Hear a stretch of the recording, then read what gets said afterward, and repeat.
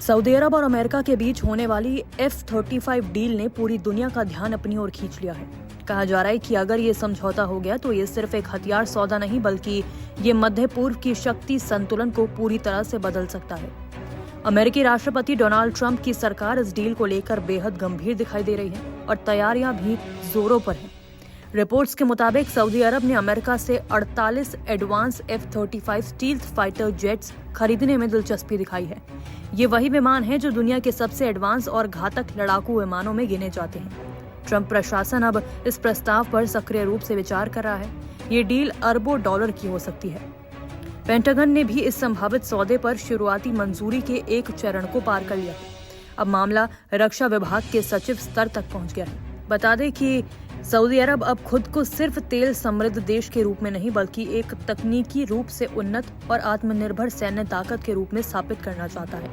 Crown Prince Mohammad बिन सलमान की vision 2030 योजना के तहत रियाद अपने रक्षा उद्योग को आधुनिक बना रहा है और विदेशी हथियारों पर निर्भरता कम करने की दिशा में कदम बढ़ा रहा है। F-35 जैसे अत्याधुनिक स्टील्थ जेट इस दिशा में एक गेम चेंजर साबित हो सकते हैं।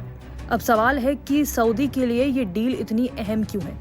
ये डील इसलिए खास है क्योंकि अभी तक मध्य पूर्व में सिर्फ इजराइल को F-35 ऑपरेट करने की अनुमति मिली है।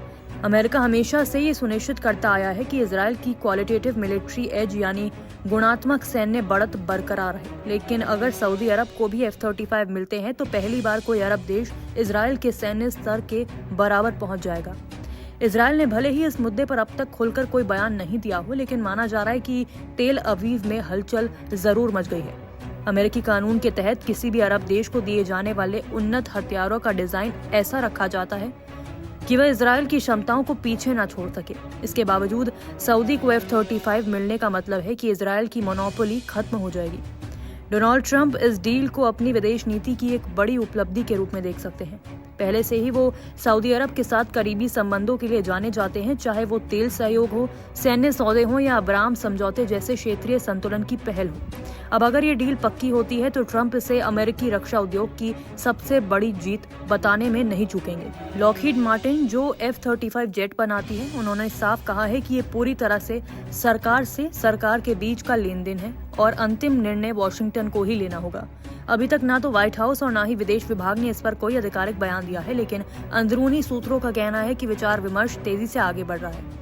तो इसी के साथ सऊदी का F-35 क्लब में शामिल होना एक नया शक्ति केंद्र पैदा कर सकता है।